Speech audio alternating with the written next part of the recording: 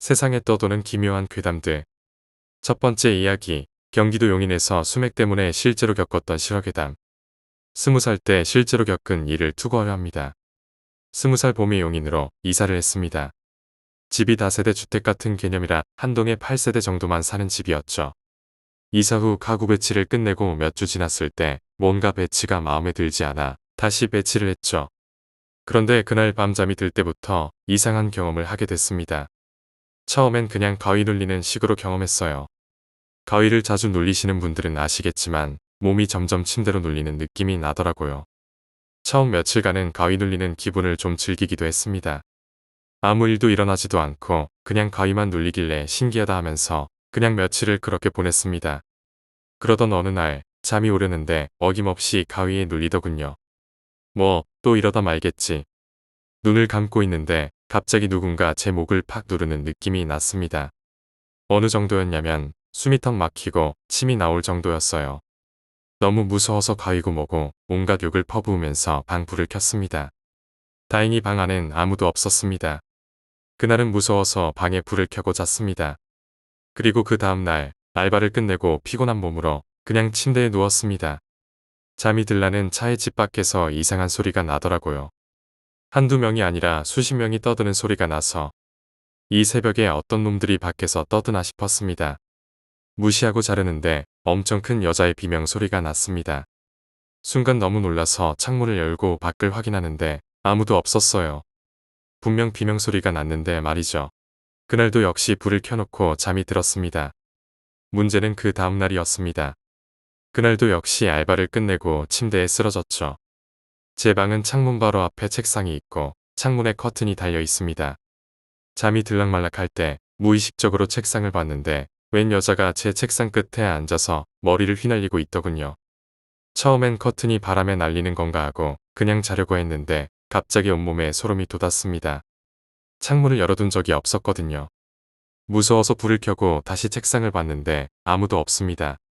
그런데 다시 불을 끄고 누운 뒤 책상을 봤는데 그 여자가 또 앉아서 저를 쳐다보고 있었습니다. 너무 무서워서 책상을 등지고 누웠습니다. 그리고 제가 잘못 본 게 분명하다고 스스로를 설득하며 잠을 청했죠. 그런데 등이 뭔가 쎄한 게 점점 뭔가가 다가오고 있다고 느꼈습니다. 전 귀신을 처음 보면 인사라도 해야지 하고 생각하던 사람인데 점점 뭔가가 다가올수록 그런 생각은 없고 잡히면 죽는다는 느낌만 왔습니다. 결국 너무 무서워서 그대로 뛰어 일어나 방에 불을 켜고 인근 PC방으로 도망쳤습니다. 그날 밤은 도저히 잠이 오지 않더라고요. 다음날 왜 이런 일이 나한테 생겼을까 고민하던 중 가구 배치 때문인가 싶어 가구를 원래대로 배치했습니다. 그러자 그런 일이 더 이상 생기지 않더군요. 지금은 그냥 수맥 때문에 일어났던 게 아닌가 어렴풋이 짐작하고 있을 뿐입니다. 두 번째 이야기, GP의 지원 요청. 갓 전역한 20대 청년입니다. 2012년도에 먼저 전역한 친구에게 들었던 괴담입니다. 친구네 부대는 최전방과 가깝긴 하지만 최전방에 투입되지는 않는 부대였답니다. 어느 날 친구네 부대로 지원 요청이 와서 한 개 소대가 최전방에 있는 A소초와 다른 소초로 10명씩 투입이 되었습니다. 당시 제 친구는 막 병장으로 진급했었고 B초소로 처음 지원을 가게 되어 자기 부사수인 후임과 같이 근무를 섰다고 합니다. 한참 시간이 지나고 지루하던 참에 무전기가 울리더라고 합니다. 무전기를 받으니 무전기에서는 잡은 뿐 말이 없었습니다. 혼선인가? 하고 무전기를 내려놓았는데 한 번 더 울리더랍니다. 원인을 몰라 그냥 내버려 뒀는데 무전기가 재차 울렸습니다. 받아보니 이번에는 무전기에서 목소리가 들려왔습니다. 적 도발이 시작되었습니다. A소초에서 빠른 지원 부탁드립니다. 빨리 와주시기 바랍니다. 급한 목소리와 함께 무전기는 꺼졌습니다. 친구는 급한 마음에 A소초에 연락하여 GP의 도발이 시작되었으니 빠른 지원 부탁드립니다. A소초의 통신병은 뭐지? 우선 알겠습니다. 이런 반응만 보였답니다. 친구는 병장짬에 괜히 지원 왔다고 욕을 하며 진짜 전쟁이라도 나면 어쩌나 엄청 긴장하고 있었다네요. 15분 정도 지났을까요? 근무가 끝나지도 않았는데 다음 근무자가 오더랍니다. 저기 지원 온 분들 지금 근무 교대해주고 소초로 복귀하라고 합니다. 친구는 그대로 후임하고 복귀를 했더랍니다. 그런데 같은 시간대에 근무했던 근무자들이 죄다 소초 앞에서 엎드려 있었습니다. 소초장은 친구와 후임마저 엎드리게 한 뒤 이유도 모를 얼차려를 내린 뒤 생활관으로 돌려보냈습니다. 친구는 무슨 일인지 모르고 기껏 파견 나와서 얼차려나 받는 게 너무 억울했습니다. 그래서 소초장에게 찾아가 따졌다고 합니다. 아니, 적도발이 시작됐다는데 얼차려를 왜 받은 건지 모르겠습니다. 다른 부대에서 지원 온 건 고맙게 생각하는데 근무 첫 투입부터 장난이나 치면 어떻게 하나. 소초장은 오히려 친구를 타박하며 이따 호출할 테니 오라며 보냈다고 합니다. 그렇게 친구는 생활관에서 쉬다가 흡연장에 나와 흡연을 하는데 소초장에게서 호출이 왔답니다. 소초장실로 가봤더니 전화를 받으라고 하더랍니다. 친구네 부대 중대장이었습니다. 병장 달고 파견 나가서 고생하는 건 알겠는데 조금만 참으라는 말과 함께 금세 전화가 끊겼다고 합니다. 그리고 곧이어 날아든 소초장의 말에 친구는 놀랄 수밖에 없었습니다. 소초장이 얼차려준 이유는 너네 시간대 투입한 B, C, D 초소에서 동시에 연락이 와서 GP의 포격 도발이 일어났다고 똑같이 이야기를 했기 때문이다. 같은 근무 시간에 투입된 초소에서 전부 똑같은 말을 했다는 것입니다. GP는 한국전쟁 이후로 없어진 GP인데 모든 초소에 그런 연락이 올 리가 있겠냐. 너희들이 짜고 장난친 거라고 보고 얼차려를 준 것이다. 친구는 딱 사흘 더 있다가 더는 무서워서 지원 못하겠다고 후임들 데리고 부대로 복귀했답니다. 혹시 한국전쟁 때 병력 지원을 요청했던 무전이 먼 시간을 뛰어넘어 2012년에 수신된 건 아닌가 싶기도 하네요. 세 번째 이야기, 군복무 시절. 군 복무하던 시절, 하사였을 때 이야기입니다. 2011년 자대에 오고 1년도 안 됐을 때 당시 쓰레기 전담 하사라고 할 정도로 부대 내 쓰레기를 수거장에 나르던 일을 했습니다. 더럽고 냄새나는 일이라 막내인 제가 전담할 수밖에 없었죠. 보통 아침에 차를 받고 오후 4시까지 수거장에 나르고 버리는 일을 반복합니다. 일을 마치면 차량 반납을 하고 자대에서 차를 보내주면 타고 돌아가는 일이었죠. 당시 부대에 쓰레기가 너무 많아 차량을 2대 받아 바쁘게 날랐고 소대 고참 부소대장이 저를 도와 같이 일을 했습니다. 물론 씻고 버리는 건 저 혼자 했습니다.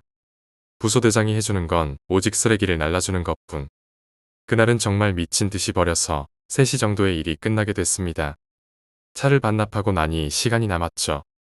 뭘 할까 고민하던 차에 부소대장이 연대 건물 3층에 지금은 안 쓰는 방이 있다며 가서 잠이나 자자고 해서 따라갔습니다. 군인에게 잠은 하루 종일 자도 부족하니까요. 가을쯤 되던 때였고 강원도 땀이나 추웠지만 그럭저럭 잘만 했습니다. 정말 짧은 시간 깊게 잠에 빠졌습니다. 10분 정도 잔 것 같았는데 눈이 떠지더군요. 잔 것 같지도 않고 평상시처럼 정신도 또렷했죠. 하지만 뭔가 달랐습니다. 딱 짚어 말할 수는 없지만 약간의 위화감이 있었달까요. 멍청하게도 몸이 움직이지 않는 걸 꽤 긴 시간이 흐르고 나서 알았습니다. 그냥 편하게 옆으로 누우려고 했는데 움직이지 않아서 알게 됐죠. 정말 신기하더라고요. 가위는 처음 눌려본 거라 몸이 움직이지 않으니 이게 가위구나 하면서 실없는 생각을 하고 있었습니다. 이리저리 눈만 돌리는데 이상하게도 갑자기 머리 위쪽을 보면 안 된다는 생각이 머릿속에 콱 박혀왔습니다. 그 순간부터 갑자기 너무 무서웠습니다. 머리 쪽에 무언가 있다는 게 느껴졌습니다. 인기척이라고 해야 할지 존재감이라고 해야 할지 모르지만 뭔가 있다고만 느꼈죠. 손이랑 발을 움직이려고 부단히 애쓰고 어떻게든 일어나려 발버둥 쳤습니다. 머리 위는 무서워서 감히 올려다보지도 못하겠고 몸은 움직이지도 않고 그러다 손가락이 움직였습니다. 손가락이 움직인다 싶으니 거의 동시에 몸이 전부 움직여졌습니다. 바로 일어나서 머리 쪽을 봤지만 아무것도 없었죠. 아무튼 가위가 풀리고 공포도 사라지니 온몸에 소름이 돋고 몸에는 힘이 없어 주저앉았습니다. 심장 소리가 쿵, 쿵, 쿵 하고 제 귀에 들리는 것처럼 뛰고 있더라고요. 소뚜껑 같은 손으로 제 등을 두들기는 건 마냥 엄청 컸습니다. 옆에 자고 있던 중사를 깨웠습니다. 저 가위에 눌렸습니다. 별 대수롭지 않게. 가위, 그냥 다시 자. 그렇게 전 다시 잤습니다. 머리 위에 뭔가 나오지 않을까 마음 졸이면서요. 지금 생각해도 뜬금없지만 다시 잤습니다. 그때 그 가위는 왜 눌린 거고 왜 위를 쳐다보지 못했을까요? 그날 저와 같이 잔 중사는 그 주 휴가였고 휴가 당일 저녁 중대 카톡으로 메시지가 왔습니다. 손 중사 교통사고로 차 유리를 뚫고 나갔고 머리를 박고 출혈이 있는데 굉장히 심각한 상황입니다. 2시간 후 가족과 상의하에 보급관님과 같이 산소호흡기를 뗐고 결국 사망 확인했다는 카톡이 왔습니다. 그 후로 가위에 눌린 적은 없습니다. 그리고 제 주변에 죽은 사람도 그 이후 아직 없습니다. 그 중사님 참 술, 담배 안 하시고 돈을 악착같이 모으셨는데 아직도 그분이랑 마지막으로 농담한 게 생각나네요. 전역할 때 되면 전 여자친구한테 전화 오게 만들 거라고 했는데 전역 못하고 군인으로 돌아가셔서 아직도 참 안타깝습니다. 네 번째 이야기, 가위 눌린 날. 초등학교 2학년 때 일입니다. 당시 저희 집은 작은 목욕탕을 하고 있었죠. 저는 곧잘 카운터에 딸린 작은 방에서 가게를 보고 있는 아버지 곁에서 낮잠을 자거나 안에 설치되어 있던 작은 컴퓨터로 게임을 하거나 했습니다. 어느 날 아버지 곁에서 낮잠을 자다가 잠이 깨서 몸을 일으키려 했지만 일으켜지지 않았습니다. 게다가 숨도 잘 쉬어지지 않고 몸도 잘 움직여지지 않았습니다. 기껏 해봐야 손가락 조금, 발가락 조금, 그리고 바람 새는 소리처럼 약한 목소리로 아빠, 아빠 하고 말하는 게 고작이었습니다. 그때는 가위에 눌린다는 게 무엇인지도 몰랐기 때문에 처음 겪는 당황스럽고도 무서운 일에 혹시 이대로 죽는 건 아닌가 싶을 정도였습니다. 그러던 와중 카운터 문을 열고 형이 들어왔습니다. 점심시간이 다 되었는지 형은 아버지께 배가 고프다며 음식을 시켜 먹자고 했습니다. 그러자 아버지는 동생은 자고 있지? 깨워서 같이 밥 먹자고 해라. 라고 하셨습니다. 그 말을 듣고 살았다 싶었죠. 가위에 눌려 실눈을 뜬 채로 움찔거리고 있는 제게 형은 천천히 다가왔습니다.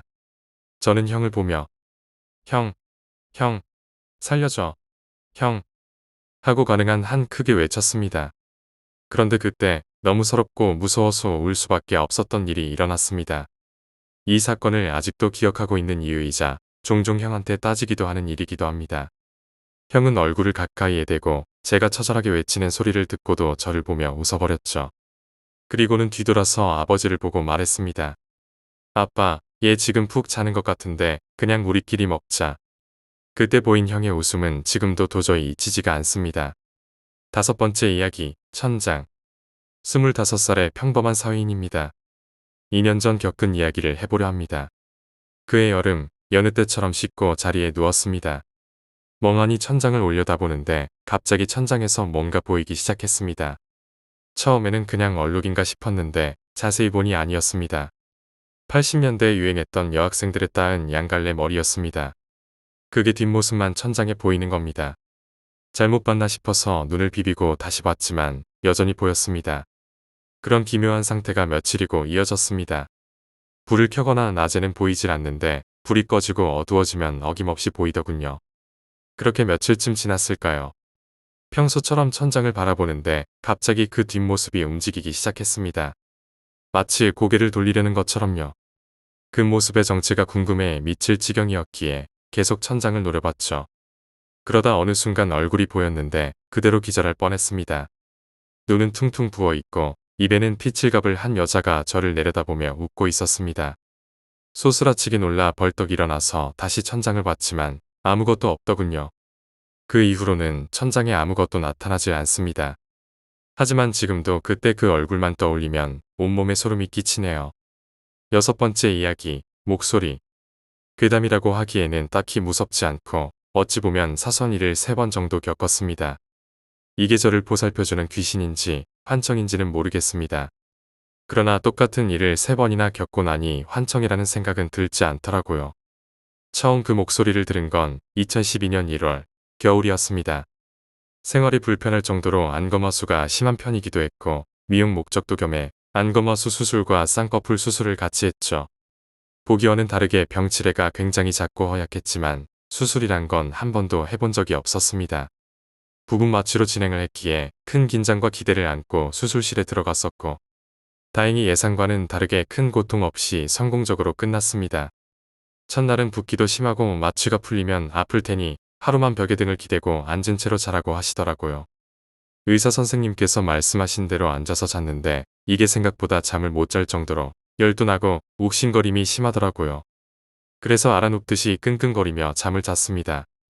이때 가위가 눌렸습니다. 이제껏 가위에 눌려본 적이 없었던 터라 그 중압감에 조금 놀랐지만 몸이 지쳐서 그렇겠거니 하고 다시 잠을 청하려던 터였습니다.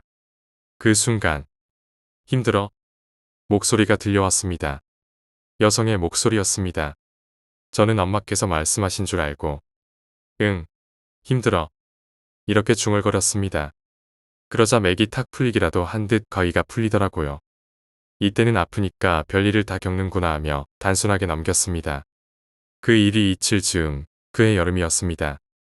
음식을 잘못 먹고 탈이 나 심한 장염에 걸렸었습니다. 장염에 걸린 지 일주일이 다 되어갈 즈음 또 가위에 묵직하게 눌렸습니다. 가뜩이나 온몸에 힘도 없는데 가위에 눌리니 숨도 벅차더라고요. 결국 가위를 풀 생각조차 못하고 끙끙거리고 있었습니다. 또 다시 힘들어 라는 목소리가 들려왔습니다. 응, 힘들어. 제 의지와는 상관없이 중얼거렸습니다. 그리고 또다시 맥이 풀리듯 가위와 잠이 달아났습니다. 이 일을 연속적으로 겪고 의아한 마음에 잠시 생각해보니 첫 번째 가위는 높고 젊은 톤을 가진 여성의 목소리였습니다. 엄마는 제게 말을 건 적이 없다고 하셨고요. 두 번째 가위 때는 집에 혼자 있었습니다. 신기한 것은 이 일을 겪고 또 겪어도 무섭기는커녕 오히려 마음이 편해지고 아무렇지도 않았습니다. 그리고 가위에 풀리는 그 순간은 말로 표현할 수 없는 개운함을 가져다 주었습니다. 여전히 그저 신기한 경험일 뿐이라고 생각했습니다. 2년 후 대학교 졸업을 앞두고 취업에 관해서 극심한 우울증을 겪었습니다.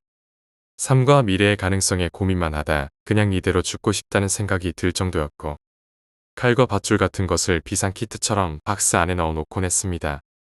심신이 지쳐 울다 잠드는 일이 빈번했고 마침 원하는 회사의 면접에서 떨어져서 좌절감은 더욱 심해졌었죠. 무턱대고 손목을 그었습니다. 그 와중에도 겁이 많아 깊게 베지는 못해 피는 제대로 나오지도 않고 아프기만 하더군요. 스스로의 죽음도 결정하지 못하고 제대로 취직 못하는 제가 한심해서 울다가 지쳐 잠들었습니다. 그리고 그날 또다시 가위가 눌렸습니다. 힘들어? 익숙한 목소리가 들려왔습니다. 응, 너무 힘들어. 저는 울먹이면서 대답했습니다. 그런데 대답하면 바로 풀어주던 지난 때와는 달리 이 말을 들려주고는 가위를 풀어주더라고요. 괜찮아. 다음 날 우울한 마음은 언제 있었냐는 듯 상쾌한 마음으로 취직 준비를 다시 시작했습니다. 저도 잘 모르겠습니다. 갑자기 왜 이런 힘이 솟았는지 긍정적인 생각들을 하게 되었는지 그 귀신 덕분인지 취업도 잘하게 되었고 원하는 회사는 아니었지만 나름 만족하며 살아가는 번듯한 직장인이 되었습니다.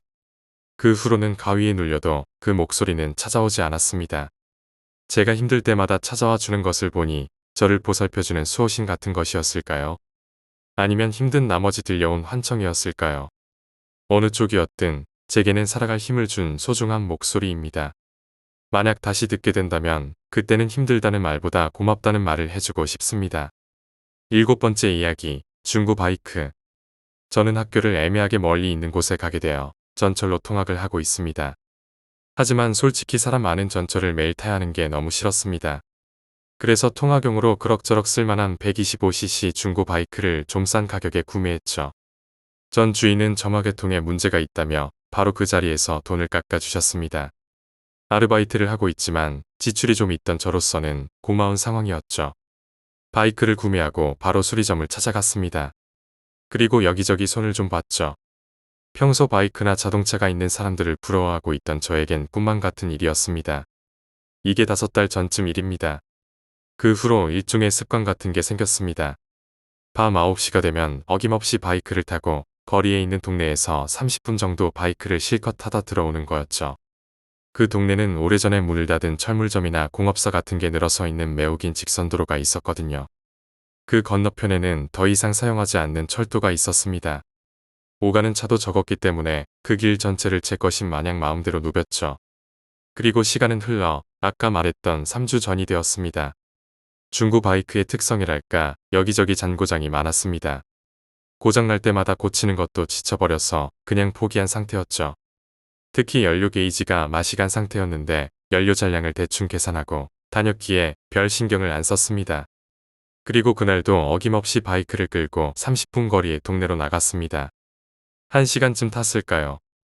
그날따라 유난히 피곤해서 잠시 바이크에서 내려 가져온 음료를 조금 마신 후 1시간 정도만 더 타다가 집으로 가기로 했죠. 길가에 정차하고 바이크에서 내려서 가방을 뒤적거리는데 좀 멀리 떨어진 곳에 가로등이 깜빡거렸습니다. 원래 좀 오래된 동네라 수명이 다 했나 보다 하고 음료를 꺼내어 들었습니다. 가로등은 계속 깜빡거렸고 저는 그곳에 눈을 두고 있었습니다. 그런데 이상한 게 보였습니다. 불이 꺼질 때 이상한 흰 덩어리랄까, 헝겊이랄까, 오래된 흰 옷감 느낌의 무언가가 잠깐 보였다가 사라졌습니다. 차를 잘못 본 건가 싶어 계속 지켜봤습니다. 그런데 자세히 보니 머리칼 같은 게 붙어 있더군요. 등골이 오싹해졌습니다. 마치 괴담 속에 채가 들어가 있는 것 같은 기분이었거든요. 그렇게 느낀 순간 가로등이 또다시 깜빡였는데 그 흰 것이 안 보이더군요. 순간 도망치자라는 생각만 들었습니다. 가방도 제대로 안 닫고 무작정 가장 가까운 대로로 달리기 시작했습니다.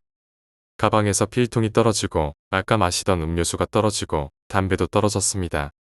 주울 생각도 못하고 신발이 벗겨졌는데도 그대로 대로로 달려 편의점에 들어갔습니다. 편의점 아르바이트생이 이상한 눈으로 쳐다보든 말든 일단 살았다는 생각에 다리에 힘이 쫙 풀렸습니다. 그대로 편의점 의자에 주저앉았죠. 어느 정도 정신을 차리고 나서 가방 안에 뭐가 없어졌는지 확인하려고 했습니다. 그런데 가방 천이 뭔가 손 같은 것에 강하게 당겨진 듯한 모양을 하고 있었습니다. 애써 무시하고 뭐가 없어졌는지 확인한 후 새벽이 되어 하늘이 약간 밝아질 때까지 계속 편의점에 있었습니다. 해가 뜨자 이제는 가도 될 거란 생각이 왔던 길을 되돌아갔습니다. 담배, 음료수, 필통 등이 줄줄이 떨어져 있었습니다. 주섬주섬 떨어진 물건들을 챙겨 가방에 넣고 바이크로 걸어갔습니다. 바이크는 세워둔 그대로였지만 연료통 쪽 도색이 길게 벗겨져 있었습니다. 마치 누군가 손톱을 세운 채 바이크를 마구 긁은 것처럼. 그 이후로는 밤에 바이크 타러 나가는 것을 그만두게 되었습니다. 통학은 계속 바이크로 하고 있지만요. 제가 그때 본 것은 도대체 뭐였을까요?